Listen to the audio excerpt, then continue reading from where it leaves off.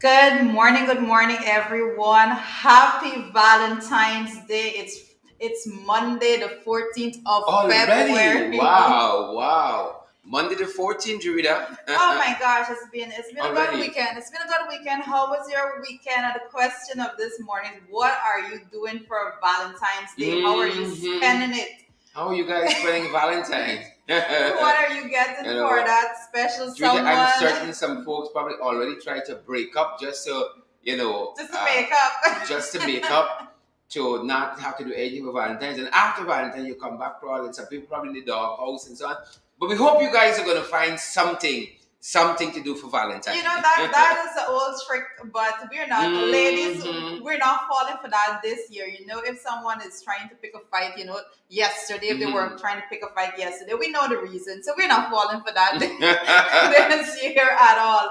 How Yeah. has it been? How has your weekend been? I know some persons started actually prepping for Valentine's Day since yesterday, given that yesterday was Sunday. A lot of persons were out and about with that special someone in their lives. Sharon, what is Sharon Duncan doing for Well, Valentine's I Day? started. I started very early because I know it's going to be busy today. So we were out. My wife and I were out last evening at where was that? Herdmanston Lodge. Had a lovely Hermiston. jazz evening, a lovely dinner and jazz. And Abel Stokes, fantastic young talent. Abel Wow. Stokes sang some songs last night. We didn't want to leave. We had to. We had a babysitter. We had to leave to get home. But Abel was singing when we left and really had you in the mood. We wanted to renew our vows and marry over all at the same. It was a fantastic evening. Wow. So Well, we started early. well, I can say that Herdmanston the environment is very serene. Yeah. I can say Yeah. that. So good for you. So Yeah. what Have a are good time. you folks doing out there this morning? I know. Yeah, we want to see the comments. We want to see those comments. We want to see those comments. What are you guys doing for Valentine's? What are you guys doing? How are you guys going to celebrate Valentine's? Wendy, we see because Wendy Ogle is with us. Do you read that? Andrew Cosworth. Wendy Yeah, is yeah. Wendy Ogle. Good morning to you, Wendy. I've seen your comment there in the section. Oh, Alexis Otter. Good morning to you, Alexis. Yep. Diane Alexis is from Fordyce. Wakenham, if I'm correct. Wakenham. Yep.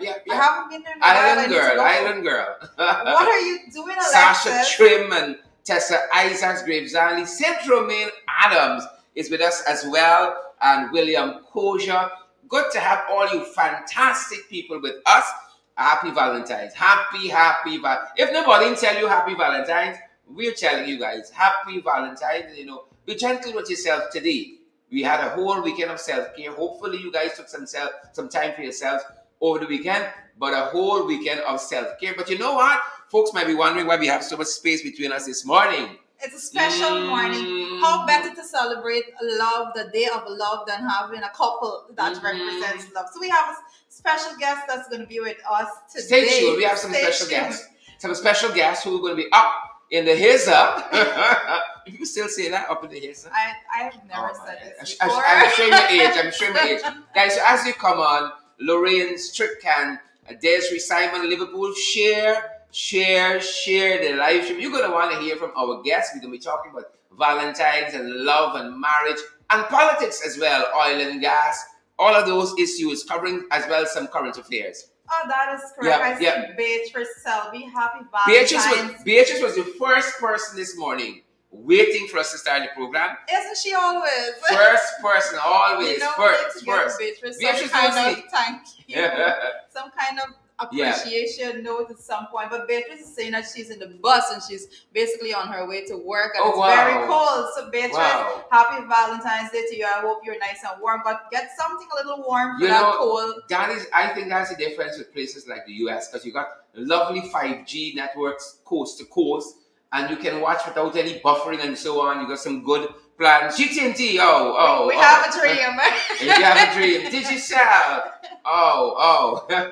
Little Jones. Yep. Yes, good morning, Mr. Jones. I see John Jones there joining us also from YouTube. Magnell Barrow and Carl Fordyce. Mark Allman as well. Guys, as you come on and show you, share the live stream. We want a lot of people, as many as possible, to receive the broadcast. Yep. Rebecca's joining us this morning from Linden. Happy Valentine's Day. Happy Valentine's, folks. Happy Valentine's. Treaty, how are you spending your Valentine's? You're talking about me and why you're doing this. You know, over the weekend we were talking about Treaty's better half on the podcast. Was it Saturday or was it Friday? Yes, it was Saturday. Saturday's podcast. We were talking about Treaty's better half. Was that the name? Significant other? Was it better half? I said better half. And we got all the way up to John Doe. Well, you know, better half wasn't very nice. So we elevated this person, this individual, to John Doe. And then Sharon gave that name that is the coverall name for that person, that other person in my John life. Doe. And then Tweety got a text message. Tweety got a text message from this significant other better half asking, that's who I mean? John Doe. So we were hoping this morning we might get a name. The name. I think I like the name, John Doe. John Doe. I think John Doe. So I think that's gonna suffice. And Valentine's Day, what I can say is that as women, no matter what, women always look forward to Valentine's Day. There's hardly any female out there that doesn't look forward to Valentine's Day. I think men just need to just write that down. It happens. So don't come with the stories about Valentine's Day, the history and all that. Don't fall for the trap of any woman who says, I don't like Valentine's Day. Do not fall for that trap. Listen, it's a setup. Don't do it. If your girlfriend or your wife says, I don't celebrate Valentine's Day, you better be getting her something. It doesn't matter what she says at all. Set up. Guys, we had to shift around our mics a little bit to facilitate our guest this morning, and we hope that you guys are receiving us clearly. We hope you guys are receiving us clearly as possible. Carl Ford, I said the mystery man. Yes, that's who he is, Carl. He's a mystery man. We all want to know, I know Jude for a long time, and I know this fella. I want to know who's John Doe. We got to send out the police, the army, everybody. We want to know who is John Doe. Shelley Mosley, good to see you, Shelley. And good to see Patricia. Is it Andrea Harris? Happy Valentine's to you. And happy Valentine's to all the folks who watch us. Happy Valentine's to my wife as well. And John Doe. I've already been through the happy Valentine's Day since 6 a.m. So we're good to go. Look, I was in the washroom when my wife got up, and I heard her stirring in the kitchen. And I heard this, happy Valentine's, and I said, well, it's married, be married, girl. It's married. When you go away from all the formalities. Yeah. Happy Valentine's. Yeah, you're there. Happy Valentine's. Yeah. We made it at not We made it. That's why we were singing last. We had a good laugh. We were out and we had a good laugh.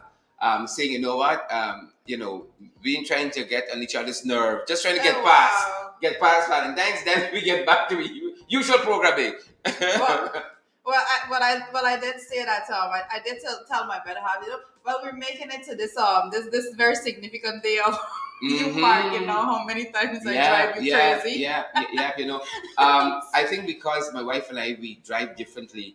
I don't get to open the door as often. So you should see me last night opening doors and stuff, man. Well, I had my A game on. Funny that you said that, because John Doe, as the name permits. John Doe. Yesterday I was saying we were out doing some things and he was opening the door and I'm like, he's like, I do this often, but you don't notice. I don't know. To me, Valentine's, it looks a little strange. You notice stuff. That being said, folks, happy Valentine's to each and every one of you. Lots of stuff happening over the weekend and even into this morning that we want to share with you guys before we have our guests. Actually, last evening was I am not a big sports person. Usually, you just see me when there's World Cup football going on. But last night there was a Super Bowl. Sharon, I don't know if you follow the Super Bowl a lot, but it was last night was a really good game. Last night we saw the LA Rams actually defeated the Cincinnati Bengals 23-20, and as the news said, and I'm just reporting as the news said because I haven't been following in this particular category of sports, they said after after 22 years, the Rams got this title. So hats off to Big them. celebrations And there. that went down to the final minutes of the game. So a lot of times you're looking at and you can read the game to since way before the end, but last night was different. Last night it went down to the final minute. So congratulations to all of the LA Rams fans out there. Big celebrations there in LA. LA Rams won? Yes. Yeah. Big celebrations there, folks. And I know, lots of Guyanese, when you live in the diaspora, you pick up a love for this sport. So those of you who are following the LA Rams, congrats. Well, last night, that's and so on. Here we're looking at it up because I saw a lot of commentary online on Facebook and so forth. Persons following the game because I know generally that's not a Guyanese thing, but a lot of persons followed that particular game last night. Mm-hmm. So I was rather surprised this morning. I had to make a mention of what was going on there, Sharon. Good. We coming to come. Football, American football. Who knew? I always have this thing when they say American football. Football usually Guyana we see it a little differently. Correct. If you don't use Correct is right. Correct is right. Feet too much. We don't really refer to that. Correct as is right. But what is happening? What? Well, Mia Motley is here. The Honorable Mia Motley. Mia is here. Mia is on the ground. Prime Minister of Barbados.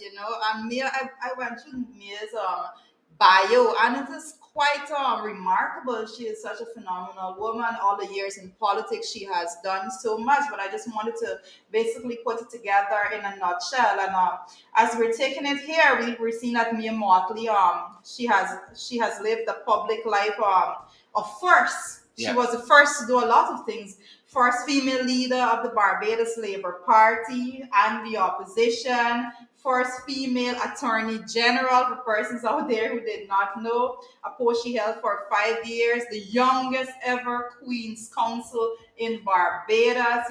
Mia became the 8th Prime Minister of Barbados and the first woman to hold that post. So when you hear about Mia Motley, I know Sherry, you've been talking about Mia a whole lot. She is quite a phenomenal woman. So from FYI to you, Mia Motley, the Honorable Mia Motley, Prime Minister of Barbados. So welcome to Guyana. Welcome to Guyana.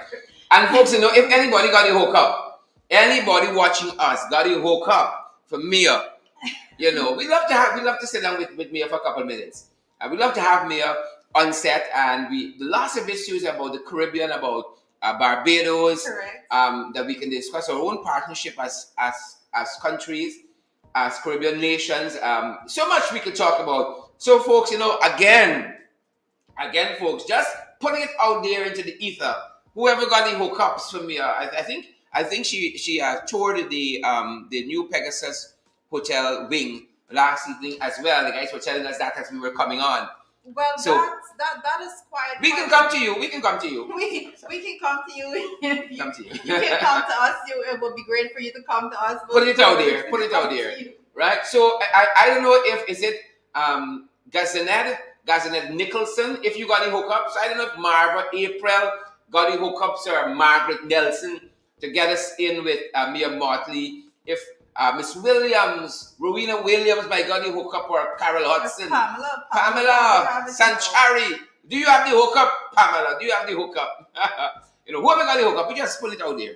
We'd love to talk with me. But persons that don't know, Mia is here for the Guyana Energy Conference Expo 2022. So that would actually be starting tomorrow and it will be running through Big Energy Conference. Big Energy Conference, yeah. So Mia is not the only world leader that is going to be Who there, else but coming? we also have the president of Ghana and the president of Suriname is going to be Santoki and Ado. Guyana. Correct. So we're interesting. expecting those persons as well. And Guyana, as we embark on this new journey with oil altogether. Without the corruption. We keep seeing, I'm trying to separate the politics from what is actually happening on the ground right now. We have, regardless of when we move forward, however we move forward, we have a next election in 2025. And however we move forward, the playing field is there and world leaders are going to be seeing it and they're going to be coming. And we have to have so many discussion forums and teaching people how to actually tap in on what is going on. Yeah, and we're going to be doing some of that right here as we see opportunities upcoming opportunities that exist. We're going to be sharing with you guys how we as citizens, how the ordinary man can tap into what's happening in the oil and gas industry. Oftentimes we feel it's for the people up there, the people upstairs alone to tap in. And we know lots of Guyanese have been really crying out that they don't feel this kind of wealth that we say that we have, that we are producing from the oil and gas. That kind of wealth, we aren't feeling it, and we're gonna be following what's happening and telling you guys how you can tap in, how you can benefit from some of those things that are happening. Well, those are some of the things because this is an energy conference and an expo, and basically what persons want to see. It's one thing to have all of these grand events, but then how does the ordinary man benefit from all of this? And we don't want to hear about a trickle down because we have already established that nothing actually trickle down, and if it does, it's a tail end of whatever, and it's it is so Very insignificant, true. so insignificant Very that you true. can hardly see what is being Very true. done there. So all the expos, what persons want to see in the expos is the direct distribution channel that is going to be geared at making sure that the persons on the ground in the various communities throughout all 10 administrative regions in this country, how they are going to benefit all together from this. And we haven't been seeing that being Yeah. defined. We Yeah. haven't been Yeah. seeing a clear Very definition as true. how it's going to go forward. So it's As a matter of quite fact, some folks reached out to us on the same energy conference, and they were very concerned that the average Guyanese, can't go in for free because I think Well, it happened yes. it happened the last energy conference we had of this nature. Citizens could have gone for free. Now there's a charge being applied, and we know things are. Yeah. We understand how things are, right? We understand how things are. Well, that in particular, I believe that one of the things that I expected to see, not only and you can have a balance, but and there is still time. I must add, there is still time. You can have a balance in which you have persons actually pay to go in as they have right now, as the structure is right now. But then you set aside a day that persons could go in for free. You're talking about Guyana. We have so many persons that want to be a part. They want to see what is happening, but they don't have the financial ability to do that and to get there. So that $5,000, as meager as it sounds to some persons, it means a lot, and that may make a difference when it comes to somebody cooking for the children if they are not. So let us just open that channel.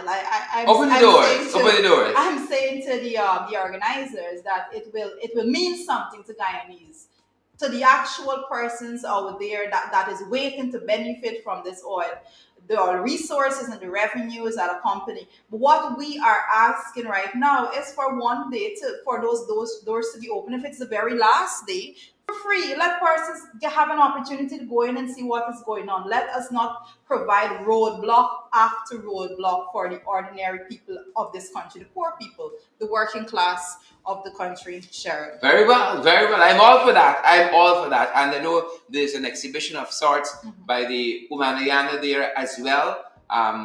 We don't have the information whether that's free too, but all of that is happening. And I would say, good effort, good effort. Whichever government is in, these are the things we have to engage. Correct. People got to know what is happening. We got to be open for business, open for investments and that kind of stuff. So on the face of it, good effort. A for effort, right? A for effort. So, I want to give an update actually shared as we're looking at persons coming into the country, and so we often speak about petty crime and what is going on the streets. And I actually have to give a commend the police force, I must say, for two things over the last I think it's over the weekend. Tell us, I'm tell not us, sure if tell it was us. started What on happened? Friday. But What as you did you will know? remember, persons, even Sherrod covered it. We mentioned it on the program last week about the two guys that were involved in this choke and rob, as literal as the word said, choke and rob, right?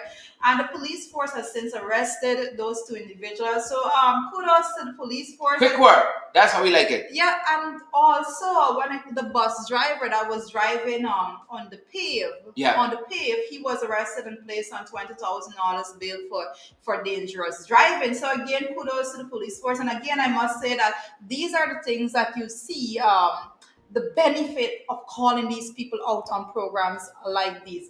It's the benefit of actually putting out those videos out there of what is going on, because I can assure you the police was not going to go and find anyone had it not been for that citizen that took the video of the bus driver and also the surveillance camera footage that was put out to the public. So again, I said this is the information age, and we encourage persons to continue to speak out against these individuals, and we will hope to see more of this coming down along the line, Sharon.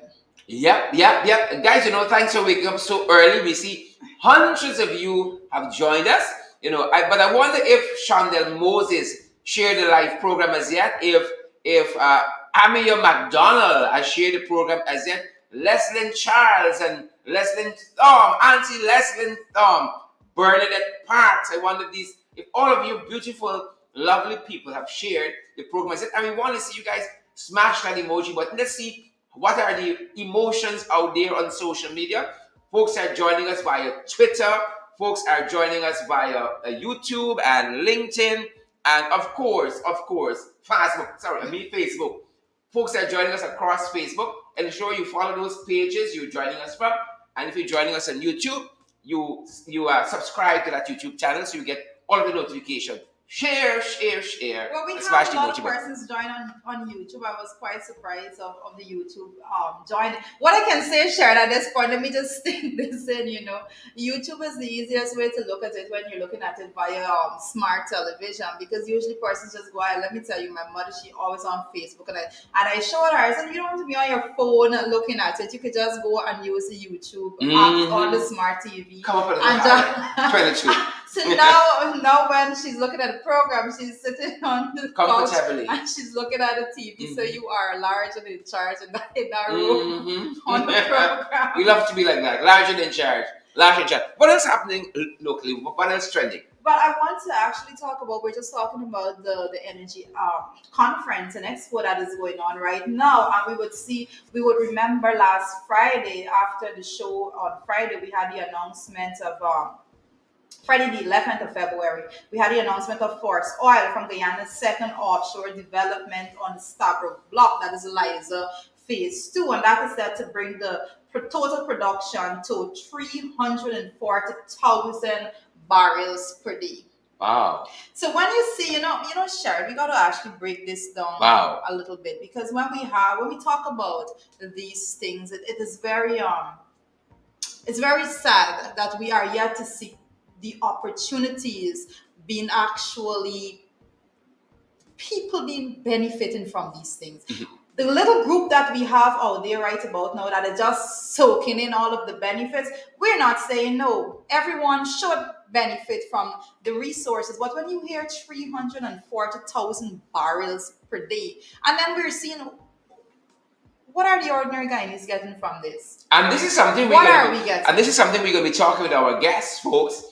Our guests, we're going to be having two guests this morning. We're going to talk about Valentine's and love and relationships and politics. And they're also very, very versed in this area of oil and gas. And exactly what Rita says. How are we benefiting as the ordinary citizens? And those vendors, for instance, from Port Morant Market in Region 6, how are they benefiting from oil and gas? They were complaining over the weekend, the vendors there, Port Morant Market, that they feel neglected by the authorities. How does this benefit their lives?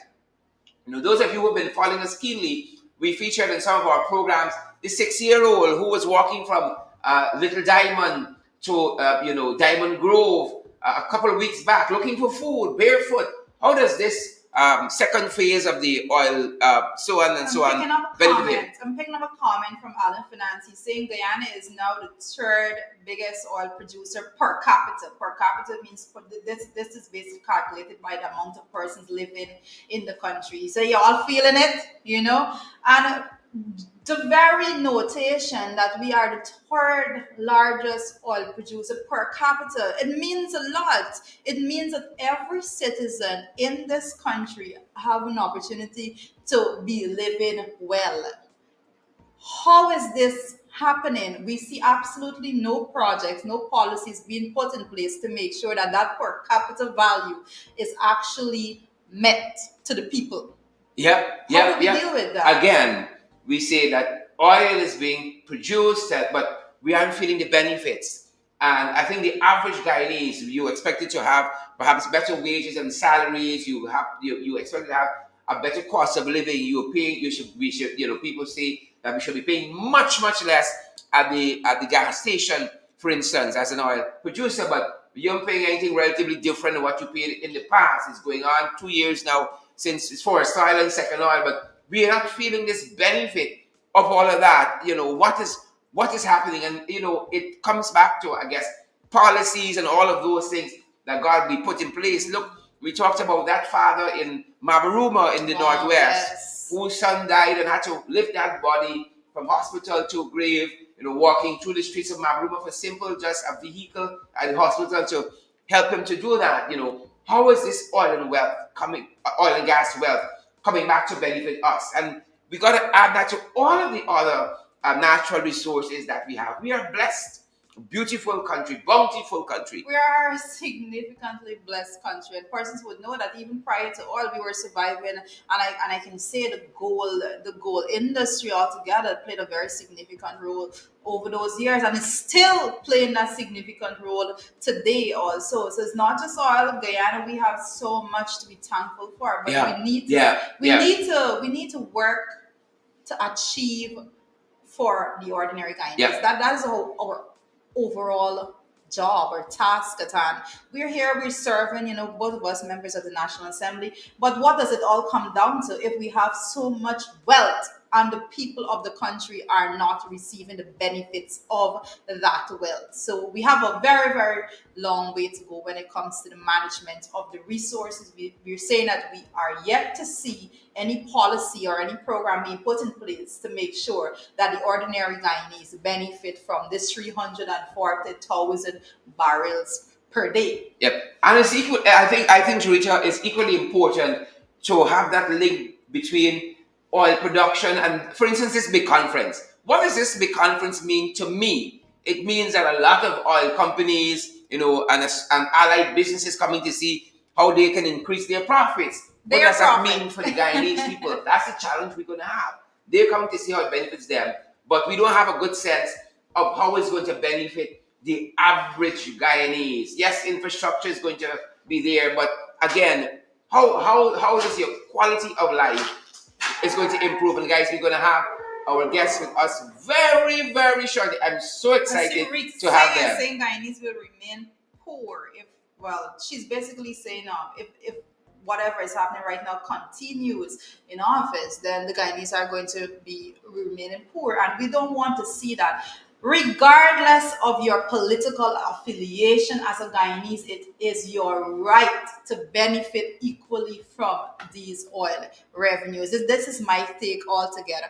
I don't care which region you're from. I don't care who your community represents. It is your right. It is your birthright to gain and benefit from the revenues from the oil resource. And that's why we were very upset when we realized that the government actually put policy in place that will prohibit anyone from actually seeing that this is what the resources will be utilized for. So we're all on the same page. All on the same page. We're all on the same page. Like I said, I care not who you voted for in the last election. I care not who you supported then or who you support now. But what I care about is the fact that you should be benefiting, you the ordinary Guyanese, and I do not see that pathway for you to benefit unless your standard of living is improved, unless you can actually look around. You look around your surroundings and you say, well, my life has been better. You haven't gone anywhere unless that could happen. Yeah. Guys, we're about the halfway mark in our program, and just to give you a signpost, we're about to shift gears into the second half.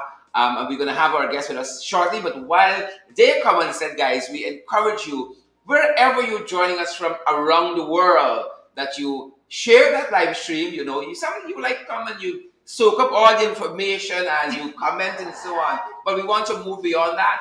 We share the live stream, and as well that we want to see the emotions out there. How are you guys waking up this morning and engaging social media? So we say smash that emoji button. Our guests are here, and I feel like as though I'm going to jump on the chair because it's two of my favorite people. I don't care. I bias. It's two of my favorite people that they're going to be joining us. We're going to fight for We're talking about love, relationship, and politics.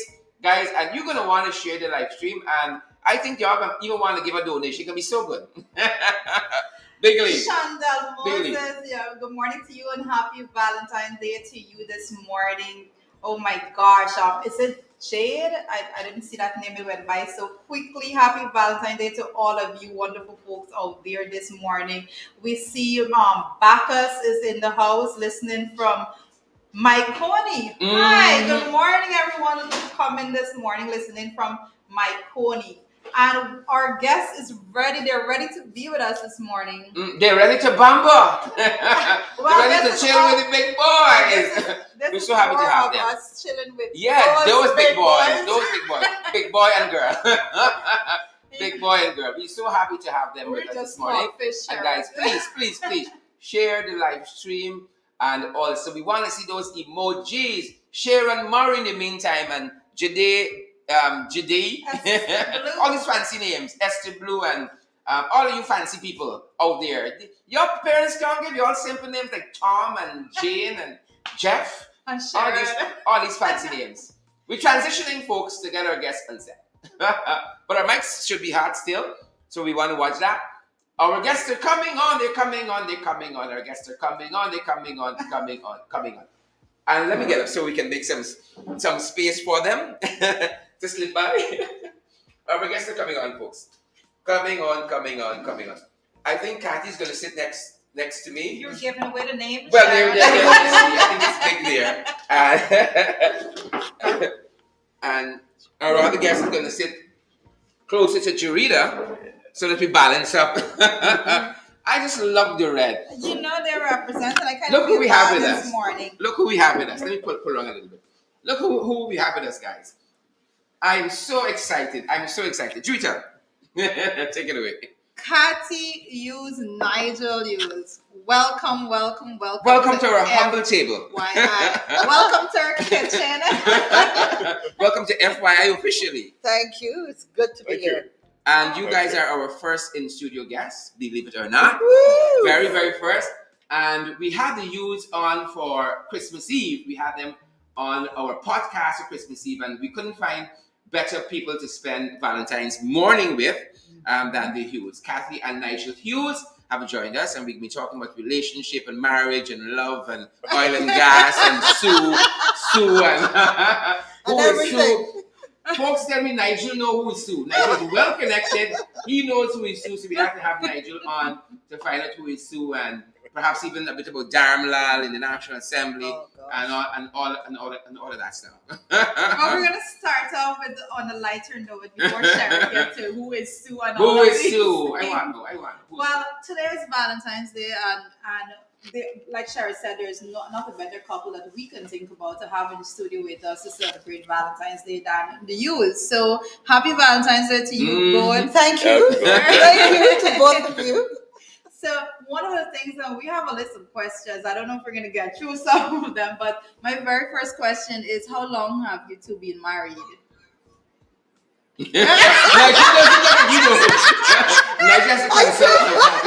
I love it. I can see the math in his head. I love it. I consider you is not 32 and it's not 60. It's actually 28 years. 28 years. 28 years, yeah. 28 years of marriage. Mm-hmm. How do you get that far, as young people like me? I'm not married. Sharon is married. So how do you get to that point? He's gonna want me to go first. you get to that all lessons. Let me tell you, the first thing is you have to talk. You have to talk and you have to be respectful. So even if you're not happy, you're vexed, somebody does something, you still have to talk and get it out in a way that after you finish sharing your views, you leave it there and you move on. I think one of the things that we used to use a lot was the timeout concept. I've had enough. You really pushing me. I vex with you. Timeout. And that is a way for him to understand this is serious, and it works both ways. So I found that timeout worked a lot because after that it became how you doing, darling? Man, I didn't mean it that way. I know you're vexed with something else and you're taking it out on me. But communication is the key. Communication. Nigel. You know see Nigel, who's the huh? boss, right? My question is, I love what Nigel said. You see who's the boss, because that provides a perfect segue to what the question I have to ask. So we're trying to get Nigel and Kathy on the program, and I called Nigel and said, we need you on. It's Valentine's. You guys got to come on. And he says, talk to the boss. So, you know, Nigel is a renowned attorney at law, Hughes Fields and Stobie, big law firm and all of that. I just want to know, what did Kathy do to get him to that point? Talk to the boss. I want to know this. Kathy, come on. Aaron's got to come from the boss. What did you do, Kathy? You don't think he should answer that question? I think Nigel should answer. Yes, this. I agree. I agree. I think I need emancipation. Well, you've No. gone from back carrier to first carrier and all of that. No, Kathy and I have been together since we were about 15, 16, you know. Wow. So a lot of the history that people, I think, build during the course of a relationship and after they get married, we've done a lot of that before. How I reached the stage where I give up all to Jesus, that got to be Jesus, buddy. I don't know. I just it was just one of the things. It's not that bad. Like Kathy said, we used to do timeout when it was reaching dangerous stages, and it has worked. And when you get to our old age, at this stage, 28 years, like what would you say, to persons who, how do you get to 28 years? You got to do year one, you got to do year two, get up there, but to not only exist in a relationship, but to thrive, to enjoy it. How do you do that? For me, with her, I took her to jazz festivals every year. Wow, nice. Got her hooked in jazz festivals, and I love the outdoors. That didn't work with her at all. So I used to tease her a lot that she was this kind of very stush carpet and air conditioning lady. She took the bait one year.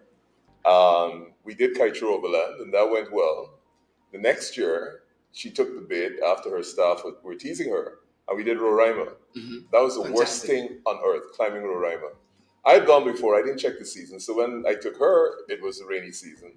So what was a non-existent waterfall became a gushing waterfall. And halfway up the mountain, I swear to God, this is honest to God truth, she was there, very frustrated, very wet, exceedingly cold. We're still about an hour off from the summit. And she says to me, I hate you. I hate you. This is what you call love. I hate you. And I thought I was gonna get divorced. I said that. How could you do this to me? Roraima. Bring me to Mount Roraima, carry me to some Caribbean island, and let me relax on a beach. But he said to me that Mount Roraima would be a life-changing experience. And it was. And he wanted us to do it. He said, Kath, if you come with me on one of these outdoor trips, it would be so good for our relationship. Ladies, don't bother with that stuff. Yeah. But, I think on a serious note, every relationship has its challenges. Every relationship has huge disappointments. Huge. Notice she didn't say huge. Huge. And so part of it is understanding that it's a process. It's not the destination, it's a process. And I think too, when you begin to understand each body's personalities, then you have a chance of getting beyond 1 year, 5 years, 10 years. And the other thing I want to say is that if you're so fortunate to find someone that you enjoy being with, then you've gotten a gift already. So how do you nurture that gift? And there are times when I have to absolutely keep my mouth shut. We are. No, there are times when I have to shut a couple of folks might be listening to. A couple. There are times when I have to shut my mouth and I have to back off. And there are times when... Oh, I wish. No. Do you ever have an argument and you're thinking, I need my lawyers, I need a whole firm. I need a whole firm. I was out last night. The way you deal with that is you just don't go home. He doesn't go home. So I was out last evening. We were at Herbiston Lounge. I was with my wife. We were listening to some jazz, Abel Stokes singing beautifully there, thinking about Sidewalk Cafe and all of that, those good times there. And I'm thinking about relationship because here is my wife. How do you have a successful marriage the way you guys have, and you don't become Kathy's husband or you don't become Nigel's wife, but you guys have independent lives. Kathy as a communication specialist, you as a renowned attorney at law. How do you lead those separate lives independently, but yet are such a power couple? I don't know if I accept half those assumptions, but I don't know. I don't really get involved and never got involved with Kathy's side of it. Classic example, 2005. First of all, I got to give you the context. She came back, she remigrated to Guyana in 1993. Absolutely hated it. As a matter of fact, she reminded me every day between 93 and 2005 that the only reason she came to this dreaded country was because of me. She was doing great. She was working with Headline News. Life was fantastic in Houston, Texas. Fantastic. We get to 2005 and she comes home one day and says she's going into politics. So I figured she lost her mind. You went into politics in Guyana? When I've been saying to her all the time, girl, this business here nasty. You won't get involved. Going into politics, I say with who raffle? I say, you sure? And so she raffled and then launched. I didn't even go to the launch because I figured she just didn't have the makeup for politics when it starts to get You really didn't go nasty. to the launch? Why you want to remind me? I can't believe now. That's a big problem. No, you can get divorced now. We have an issue here. Yes, but go ahead. She would know I didn't go to the launch because the stage collapsed. Oh, that one. No, that wasn't the launch. That was the first rally. Okay. The launch was at Ocean View. Okay, And you were there. You were there. Yes, Alan So- spoke there. Yes. Yes. She he got was she there. got involved with this crazy thing about AFC. I said to her, then the country split. We are really going to do it. A middle class operation, blah blah blah, what have you. So she got involved in politics, which is what everybody thought I would do, which is I wasn't remotely interested. So she got involved in politics, and I didn't touch that side of her life at all. But to get con. In 2011, she begged me to drive her to Linden with some other activists, I can't remember, or Chirito. And on the way to Linden, it was just after luncheon. I had cross-examined luncheon. He had said that there weren't black people who were qualified to be Ambassadors and stuff. ambassadors. Oh, I stuff. remember And I was this. really, I couldn't believe that I was in a country where I'd heard that, right? So I was a little cranked up. And she said, why don't say two things on the stage? I take the bait. Gentlemen, do not take the bait. So I take the bait. I go on the stage and I make what in effect became my maiden political speech, talking about, the expectations of our ancestors and blah, blah, blah, blah, blah, blah, blah, blah. And next thing I know, I get called into being chairman of the party. And then I end the platforms campaigning. And people believe I was the one who was really the political animal. No, it was her. So at that stage, that's where we had sort of common interests. But other than that, I think, she never really got involved in what I did. All those really bad people I defended, people stand up the nose at. And I didn't get involved in all the fancy gloss that they put on people who you should really turn up your nose at.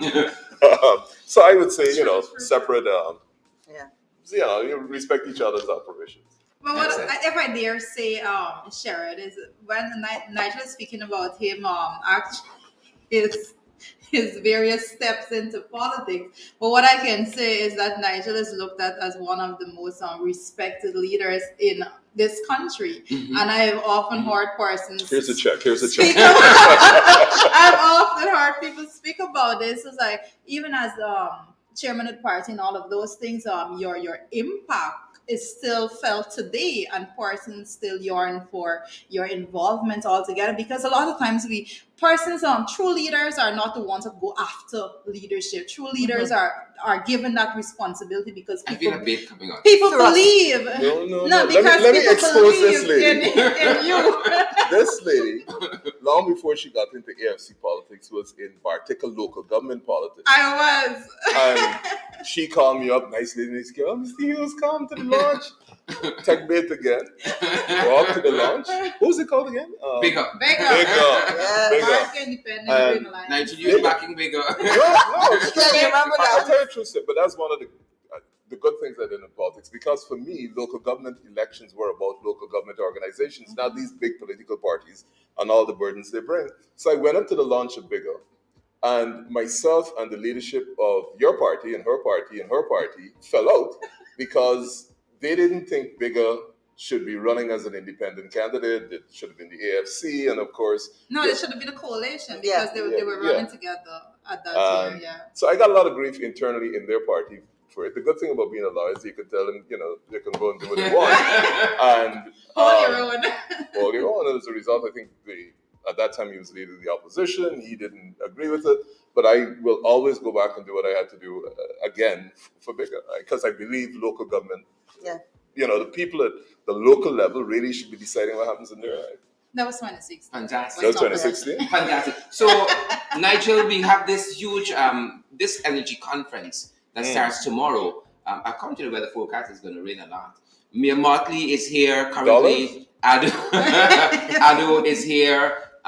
It's coming. Sanchoki from next door coming as well, among other world leaders, I think, and especially leaders in oil and gas. But one of the challenges is that Starbucks News this morning was pointing out all of the deficiencies in the PSA, no ring fencing, the petroleum commission is not in place as yet. You also have some challenges with the local content, secretariat being set up. Where are we in oil and gas? We know that your firm has an oil and gas aspect to it as well. What are your thoughts? It's the eve of a big conference. I don't necessarily want us to, decry Guyana when we've got the visitors who are coming. But I think fundamentally we have approached this the wrong way on many fronts. The overall industry, we weren't that familiar with it, and that's a natural thing. You have a deficiency of knowledge, but we jumped into it. We didn't have a petroleum commission established. We didn't have. We've set up very aggressive local government guidelines when we don't have the capacity to meet them. And what we should have been doing, I think, from the time we had the discovery, is going on to the international market, hiring the experts to help us structure and design an oil and gas industry for the long term. This is going to be here for 20, 25 years. And what you need to do is go in the local market, the international market, hire the best, decide how you're going to locate the Petroleum Commission, and what is the mandate you're going to give it. While at the same time, concurrent with doing that, you start to send out all our young people to be trained to come and take the various positions, all the engineers, the people who are going to become, particularly in terms of economics and economic planning. Because that's the real thing. It's not so much the production of the oil. It is what you're going to do with the money that comes out of it and how you're going to manage these finances over the short and long term. That's the real problem we have. And what we're doing in Guyana is very typical. We have a knee-jerk approach to everything. So we don't even have a secretariat in which we put the best and the brightest, both from the international world as well as the Guyanese, and plan exactly how we're going to take not only the industry forward, but more importantly, how we structure the economy of this country. So first of all, it doesn't become a one-product dependent economy and oil only, but how we build out the other areas. How are we going to take advantage of the fact that we're located just north of Brazil, and all those northern states in Brazil now have access to a port, or could now have access to an international port that will allow them 2 days sailing to the Panama Canal, straight to the American markets. How we put the infrastructure. Do we put in a railroad from Manaus to Georgetown, where the ports are? Do we decide how many shore bases? They're finding oil like nowhere else in the world. The rate at which we're finding it. Yep. And we're finding it in a country where the adult population is 400,000, and we're not very qualified, which means that the ability to manage what is probably the fastest set of discoveries in oil in a population that has no capacity. It's not that we're not capable, but we just don't have the history. It's not even like Trinidad. They had 100 years of oil. So what are we going to do? Are we going to decide we're going to hire these experts in from various parts of the world to manage this production, and also, more importantly, structure the economy for the long term, so that when prices drop from $95 to $30 a barrel, we have the strength and the breadth in the economy to be able to manage that. That's where we should have been. But we in this crazy battle here where we decide we're giving $250,000 to some people. That doesn't help Guyana at all. That What we doesn't need help is, them. it Yes. doesn't help anybody Yeah. Yeah. because what we need now are to be able to train our young people so that they can participate in the economy, not get $250,000, feel good. You might invest it in a building or you waste it on buying shoes or something. That doesn't help you. What you need is to be able to acquire the skills that will allow you to participate in the economy. Now, what we've done in this budget is we've said, look, those at the top that have the financial resources, and that's an exceedingly small part of the population, Yeah. the people that have the resources to be able to partner in oil and gas must be less than 5% of this population. Yeah, 1%. So they get an ability to grow and build, and the rest of the economy, the rest of the people in this economy have zero Yeah. opportunity. So even the youngsters, what should have been happening? We should have been pouring money into education. So GTI should have been ramped up from where it is, the modern state-of-the-art skills training group, so that the guys are coming out certified in welding, etc., at a world level. We should be talking to universities in the region, University of the West Indies, University up in Jamaica, Trinidad, about how we build out that whole technical, and I'm not talking to the degree stage, that whole technical level, so that all those youngsters who will eventually come out of GTI can set up their own welding businesses that can now tender under the protection of local content. I wouldn't say laws, I would put policies in place so that if your son, 17, goes to GTI, gets certified, comes out, in 4 years, you could see him running his own business. So he's not only going to be, specialized in welding, he's also going to have some management training, how to deal with money, etc., etc. And we haven't done that. What we've done is we've played politics. I can give you 250,000. Somebody else says, no, I can give you more. That kills you. And the other big problem that was touched the other day is the question of citizenship. Yes. We have to protect Guyanese citizenship. And if we don't put in place robust systems now, what is going to happen with the local content legislation? A lot of people are going to come in, get married. There are going to be a lot of roots around it. So, for example, if you say to someone, 51% of your company has to be Guyanese, and you're an existing company, you've already spent, let's say, 10 million US dollars building this company up. Who is going to be able to pay you for your capital investment, for you to transfer genuine ownership to that person because they're Guyanese? So what's going to happen is that there's going to be a whole series of contracts built. I lent you this money so that you could acquire so that you could acquire it. Therefore, you owe me, and so long as you owe me, I make the decisions for the company, etc. As usual, we don't think these things through. And particularly for an industry that is as complex as oil, let me just say, other than the business of war in the globe, nothing else other than oil has the resources and the experts to think 20 years down the line, 30 years down, because they buy the best. War and then oil. Where are we? We were an economy that was sugar and couple gold miners. Why you think somebody who's fighting with a bow and arrow can get up to the stage of satellite warfare in 5 years, 10 years? Impossible. We just have to say we don't have those skills. How it is that we're going to try and get there? And that's the problem with this industry, is that the level of skill and the level of qualification that you need to really navigate oil and gas, not just as a product, but in terms of its global impact, we don't have. And we need to be able to build that. Sorry, we should have been talking about love, but No. This part of the discussion, That is a one very of the valid part of the most discussion. important things Yeah. being done in Guyana right now. We have been discussing oil and gas, and I think Nigel just brought everything into perspective so well, and like he always does, And I dare say this is why Guyanese actually really love Nigel Hughes and the leadership that he provides all together. You see, he's looking at So me. he's Checkbook coming up. He knows it's true. He knows it's true. But- Don't worry. But that being said, we have this energy conference. We're talking about the future of oil and gas and these big companies. And in the middle of that, we got Sugate, where there's accusations that are being put, that were put rather in that infamous interview with the Vice President, Mr. Jagdew, by the Vice Media Group correspondent Isabel Young. of wheeling and dealing and influence peddling, and you got to pay big bucks to get these contracts. Um, how do we navigate this new terrain of oil and gas, the huge amounts of money, the windfall, and not get to those places?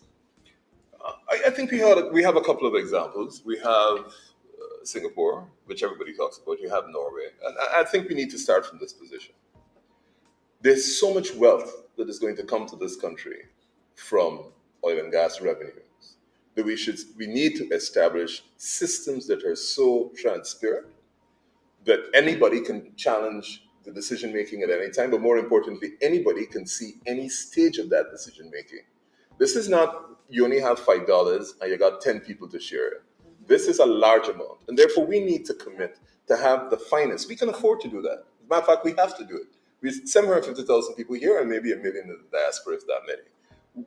Not a lot of people, considering the size of this field that we have and the whole Guyana's field. Yeah. So we have potentially, if we manage this right, we have to say, look, we have to make sure we have the most transparent, robust systems in place so that I don't have to think that this, well, first of all, the decision making is not Nigel Hughes if I become president. It's the experts who you put up there make those decisions, they make the recommendations, they make public their recommendations, and all of us can have a comment. The other Yeah. thing is we have to reach the stage where we have an educated public about oil and gas, so that it's not a guttural reaction. A man get a contract for $24 million, they say, "God be cousin," or something going on there. And it has to come in a context. We don't have that. What we do is we give you good people, the politicians, who I dare say don't have a history in oil and gas. And if you look at the economy prior to finding gas or the commercial production of gas, we have never at any stage managed this economy well. PPP, PNC, APNU coalition, we have never had a period when this economy was absolutely well managed. And we have never, which is more importantly, never had a period in the history of the country where we have anticipated the problems we're going to face. So, for example, Mr. Burnham, after the big bump, they had a bumper sugar crop, I think, 73, 74, great money. OPEC came, carried the prices through the roof, and we just didn't have the ability to foresee that and how you plan going forward. Self-sufficiency, feed, clothe the house, come forward. Mr. Jagdeo came in, debt forgiveness, but then after that, what did we do? We continued to invest in the Skeldon factory, which is sugar, which really, if you looked at the world, wasn't going to make it. Brazil has million acre farms. How are we going to make it with we making 230, 250, maybe 300,000 tons per year? And we should have realized, and to be fair to the sugar people, because the Europeans told us long before, sugar at subsidized rates It's no was more. going to go. Yeah. Yeah. We knew that at least 10, 15 years. Yeah, long. And we should have at least said collectively as a people, not the politicians fighting, we know this has to go. Where are we going to transition to? Where are we going to move all those sugar workers who are in the industry and train them somewhere else? Same thing with Linden. Linden went before sugar. We knew that it had to go. Have we learned the lessons from nationalization? Where, those sorts of discussions, at least you used to have a state planning. We should have the best and the brightest that are coming out from our schools going in, aspiring to be in that position, which really looks at the long-term future for the country. And we have never done that. So I hear about Mr. Sue and stuff, but I think or Miss Sue, I don't know who it is. The solution to that is making sure that we establish those structures in the economy that guarantee that we are getting the best decisions, the most transparent, and we can intervene at any stage to say, yes, we may have a different view, and all of this has to come in the context of an overall plan. So local content, last point. Under the local content plan, you have to submit your annual local content plan before your 5-year plan. Now think about that. Normally, your annual plan comes out of your 5-year plan because you first identify your 5-year objectives Yeah. and then get your annual objectives. But we are now saying to the industry, the global industry, submit your annual plan before you submit your 5-year plan. So it's a little reverse for this reason. How am I going to put an annual plan together just to satisfy your timeline when I haven't even had enough time to look at the data to come up with a 5-year plan? And these are things that really we should have discussed across party lines a long time ago. We haven't. But this is That's about a love. challenge, So yes. forgive me. And Sharon, if I could interrupt or add, I think that the ability to start to plan ahead is what makes us Singapore. I had the good fortune to Vision. actually, yes, exactly, to visit Singapore and to speak with some of their officials. And they actually, 35 years ago realized that in the sphere of influence where they were located, when they looked at the world and where they were going, where it was going, they decided that they had to come up with a vision of what Singapore could be so that they could move their people forward and the country forward. And it was a carefully orchestrated plan that, of course, we know Lee Kuan Yew brought to the table. And it was something that they spent a lot of time making sure that people, all the Singaporeans agreed with, understood, could buy into. So everybody's working towards one goal. And 30 years later, it is what it is. They will tell you that they knew they were tiny, had no big land Had space, no resources. no natural resources, no minerals, no area to actually plant. So they had to be very strategic. Correct. And this is where what is sad is that we have all these mineral resources, we have all this land, but yet the most important step of sitting down and planning as one people, one nation, and one destiny, we continue not to do nearly 50 years later. But people don't recognize. Most important thing we have to change, though, is our thinking. Yes. Our approach is we need culturally across the board, and I say so, even though I can't speak for any other culture or group than my own. We have to change the thinking. We got to have new thinking. We certainly are not competitive. Other than El Dorado rum, we don't produce anything at world standards. And we have to change our approach. We have to change the way we think. We have to change the way we approach. And unfortunately, when you get money before you become competitive, is that you tend to become complacent and you start to develop, which Guyana has a lot of, a culture of entitlement. Everybody feels entitled. Without understanding that you don't get to, well, entitlement is not an aspirational position, but you don't get to any position in which you have sustainable wealth unless your approach is changed and that you are conservative in your spending and that you're driven towards production.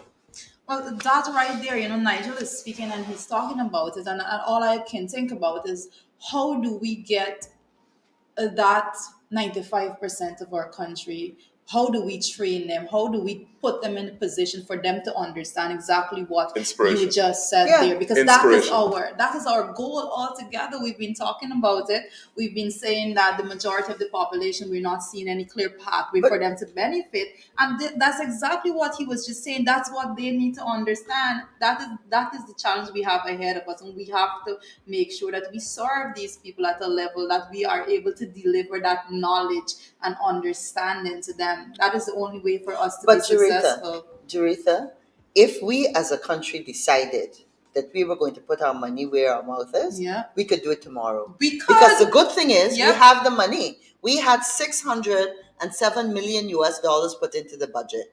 So you could say tomorrow morning, everybody that wants to go to UG, guess what? UG is free. You don't have to worry if you don't have the funds to go. You could automatically, as Nigel's mentioned, the technical institutes throughout the country. We have them all everywhere. We could say tomorrow we bring in the best to look at it, to look at the curriculum, to provide the equipment they need, and say to every Guyanese, come, what's your area of interest? Don't bother with whether you got the money, whatever. Just come. That is a capacity So building those aspect. Can we have our first round today? Those things. We can roll. I know you don't have much time. We can roll on I Valentine's Day. just want to make this statement. I agree that education should perhaps become free, but it shouldn't be accompanied by a sense of entitlement. So if you are going to benefit from the state and its sacrifices by getting free education, you got to have a commitment to the country. Yeah, Correct. and to give something back. I'm going to a controversial area, and Israel may not be the best example, but you got to deliver some national service. You can't get this and feel it as a right and not be committed to the country. Because all you will do when you get that free education is some of them will go off and make a lot of money for themselves without putting anything back to the country. And it is the country that will give you that privilege of being educated to whatever level you want. But you have to understand that coming with it is a concomitant commitment to the country. And so you do national service. If people had fears about how that went on before, that's fine. But you can't, because otherwise, what you're going to do, people are going to get the degree. I got my degree as a matter of right. And when we fall on hard times, Guyana is the one that suffers, because nobody would have felt at any stage during this process that they had to commit to Guyana and say thank you to Guyana by dedicating some part of their time when they were growing up to the country. Yes. Israel, at the end of the day, you could be rich, poor, the politician's son, or the rest, because they are surrounded by their enemies. And I'm not saying that they don't have an apartheid state in there. Forget their domestic politics. You can't want Israel to exist surrounded by its enemies unless you are committed. You don't get a free ride. So if we and I agree, I agree, education should be available without cost. I don't like the use of the word free. It should be available without cost that whoever is diligent enough to do it, but there should be a concomitant dedication to the country. You gotta give something. You gotta give I absolutely I don't think agree. that's. I don't think that's The a other I side agree. of that, Yeah. the folks at the university always tell us that when we talk about free education, we have to tack on that you should have a quality education as well. Yeah, Government giving well, enough that's resources. Of course. That's an Come on. assumption. Because How that is can what you they have- that's what How they're can telling you us. have the resources we have and not move to the best possible education? Yeah. Mr. Gaddafi. But we have it. We In have Libya, it. And the Mr. challenge they're Gaddafi- telling us is that they're not getting it at the university currently based on the Just Resources the that are given subventions and so and the on. resources. Let's look at what Gaddafi did in Libya. Gaddafi, during his first years after the coup, when he was the darling of the West, moved that country to first world status in under 10 years. We have one university, we need perhaps 3, 4, and they all need to partner with the finest institutions in the world. They partner with Harvard, they partner with Oxford, Cambridge, they partner with the best universities in China. When I went to university, God knows how long ago, 1982, what was happening then was that Malaysia and Singapore, most of the foreign students, I was the only West Indian foreign student in my year, but most of the foreign students were either Malaysian, Singapore, or Chinese. Why? Because they understood that they had to send their best and their brightest out to the best institutions internationally for them to learn, and then they came back and they were available to their societies. That's what we should be doing. We should be making sure that our students are heading to the finest institutions. We're strengthening our domestic education institutions to the best in the world. They partner with the best. We have exchange programs. We have research programs. We get those going so that we have here a saturation not only of levels that are the finest in the world, but the best cutting edge. We be creating creative thinkers for the future. It's not going to happen overnight, but we can give ourselves a 10-year program. Libya did it. Yeah. But the challenge is, how do we get there, Nigel and Kathy? How do we get there when in the National Assembly we're struggling to treat women respectfully? Yeah. When we get to the You don't want to deal with I think the Nigel sad has been up to date. I think the sad thing is that really in Guyana we don't talk to each other. Even if you look at the newspapers, you look at the columnists, you look at the discussion, a lot of it is he says, she said, I against you, and everything really enforces that you must take a side, you must take a camp. And so the kind of intellectual discussion with all sides, with all cross sections of people, very rarely takes place in Guyana. I mean, you look at a discussion program, it's one position on that discussion program, and then another set of people can have another set. The media is structured that way. Most of the columnists have sides. There are one or two that may be middle of the way, and then the society decides that anybody that's middle of the way, we're going to totally destroy. We don't build you up. So the lack of hope, the lack of vision, I think, is the sad state we're in.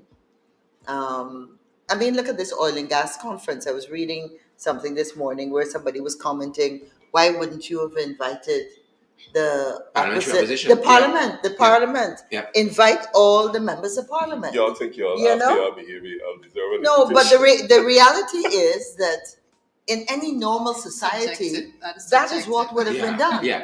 And Irregardless. even going back, because even going back to, we ain't getting into too much politics, but go back to 2015, 2016, when we had our 50th anniversary. Everybody knows that the coalition made a point of inviting everybody. And the point to has to all be the made too. events. I know Nigel's going to say the Americans got a lot of experience behind their democracy, but even with what happened with the insurrection, you still see Biden reaching out to the Republicans because that's how you Absolutely. move the country forward. No. It's more important than that. Biden has to reach out because the alternative is civil war in the United States. The country will split. I don't think Biden, I mean, he probably has, great ulterior motives, wants to bring the country together. But America went through some difficult times January 6th last year. And if they don't appreciate, which we fail to do here, that 84 million people in America thought Mr. Trump should run the country, you have to admit that those 84 million people, you may not agree with what they said, but you got to take note of it. So Biden has to reach out. And any person who runs a country that is divided, you don't have the luxury of saying to half your population, I'm not paying. Really? No, Really? I'm serious. No, you don't have the luxury. So how come some folks say unless you recognize me and all those things? No, that's a different. Well, it's the same thing. If you That's don't an immature recognize, person. if you don't recognize that half of your country are not on your side, and you're running you can't run a country successfully with half of the people Because hostile to you. You just if that Can't kind happen. of thinking takes Can't root happen. here, then irrespective of your view and how you respond to them in the national assembly, you'd get an invitation as a parliamentarian to go to the It's a little National bit Energy more, Conference. I think it's a little bit more than. Getting the invitation is one thing. I think to start with, for me, and I've always said this from when I got tricked into politics in 2011. There's certain I get blamed areas. for everything. There's certain areas in which you move them beyond politics, and you have both sides agree: education and health for sure, and national development.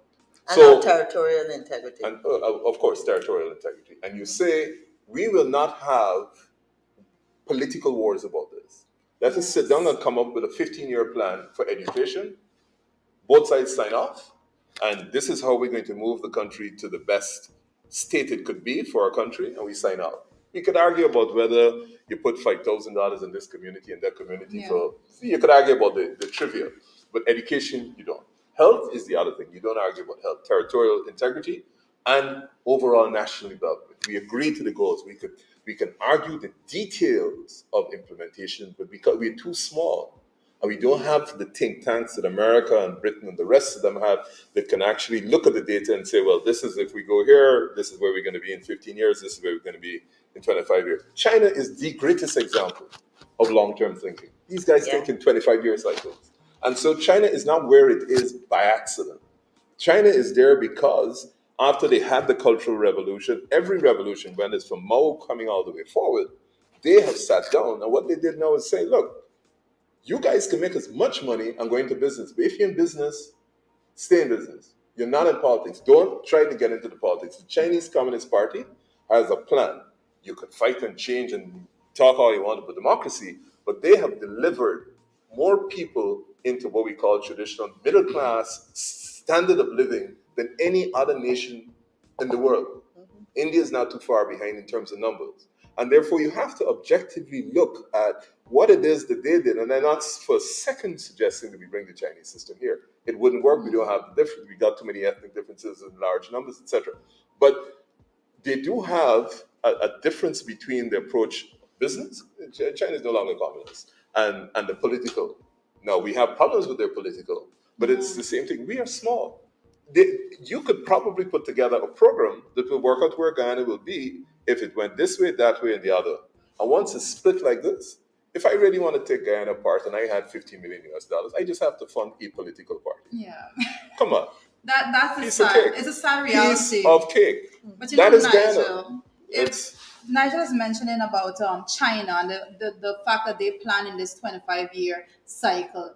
And we've even touched on this a little bit, but not in those very words. But what we can say is that we've often said in our country, we have this issue with whatever political party is in. They do not have this mentality and this behavior to continue and strengthen programs and so forth. So every time you have a change of government, you see all that was done is just scrapped, you know. Yeah. So even we don't have the political system as China, but we could develop a strategy as a country. I mean, holistically, A we're speaking plan. about moving forward. That yes, you see these things, and this was a good program, and this was a good system. So you work at building on that system. But we have the total opposite here. We have, for example, this is my first experience in Parliament, and one of the bills and things like that we see coming to the National Assembly was oh, we're going to reverse what they did, we're going to reverse this, we're going to reverse that. Yeah. You know, we had the coalition building on the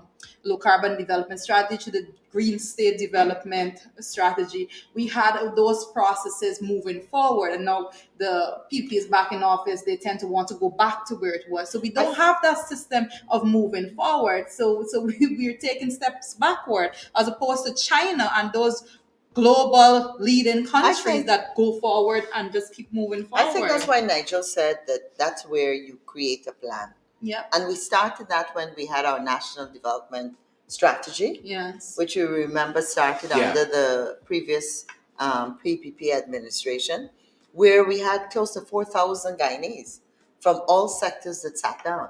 I remember I worked tirelessly with many of the tourism people into the wee hours of the night for like a whole weekend, coming up with where we would go, what we would do.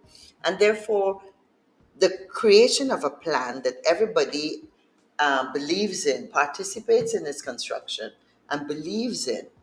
And the fact that Guyanese will say, this is our strategy, and whether it's Susan John is the president or whoever, this is the road that we're taking. That's what we need to be But doing on. the political, that's the last point I got to make. The political architecture has to change. Yeah. You can't have a system where if you get one vote more than me and you get the presidency, you then have the power and authority to make all the decisions. Because every bill you bring to Parliament, you will be passed by that one vote. Everything you do, it vests all the power in one position. So the whole structure has to change. But I don't think there is the appetite on either side of the political divide. And I don't mean the AFC. I mean on the part of the People's National Congress, the APNU, or the People's Progressive Party for political change. And unless people, you get what you pay for. If you pay for $5, you can get for $5. If you want to stay with the political parties that you have, in the political system that you have, then I'm sorry, don't complain. Yeah. That's one of the reasons I left politics, because if you're not talking about changing the structure to me, you're wasting time. Yep. And coming out from We each had our time. as we wrap up, just on the front page of some of the daily news, we see this report coming out of the U.S. Embassy in which they're telling us that we should be thinking about power sharing, which is much of what this winner take all. That's what they're talking about. It can no longer be a winner take all, where you have, as you said, Nigel, you have 59% of the votes vested in one party, but the one who has 51, has all this.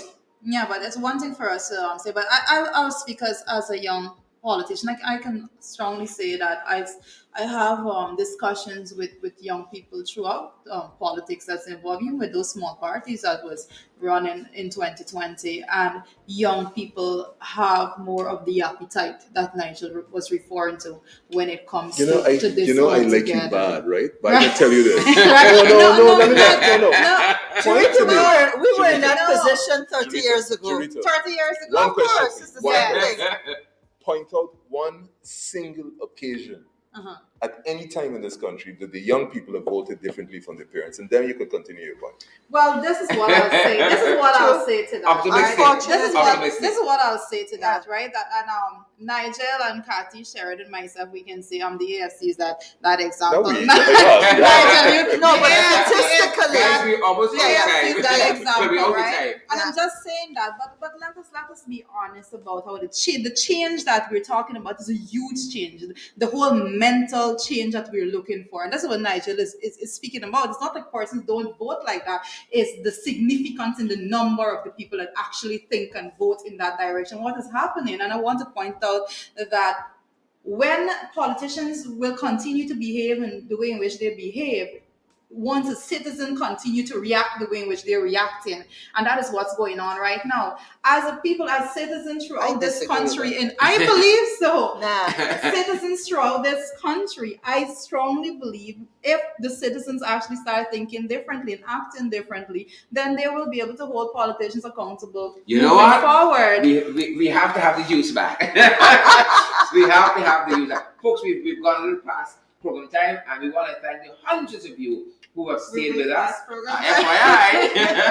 FYIs. And we want to say happy Valentine's to all of you and the Yeah, youth happy as well. Valentine's. And Happy thanks for spending Valentine's this time with us, Yes. guys. Thank you so much. Thank you so much. Thank That's you our time. so much, Sharon Murray guys. and Kurt Heidekin, Naomi Drucker, Sichuan Mohan, Vin Pasal, all you fantastic folks. Thanks for joining the program today. Thank you so much, guys, for being with us throughout the time we have. At 1 hour and 20 minutes in.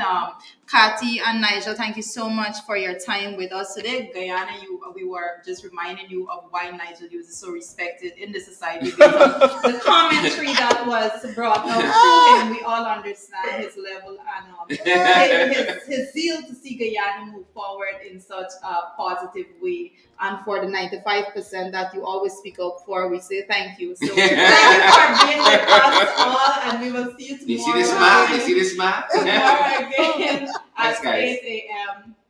Thanks, guys. Happy Valentine's Thank you. Thank you. Happy Valentine's You know, Day. we were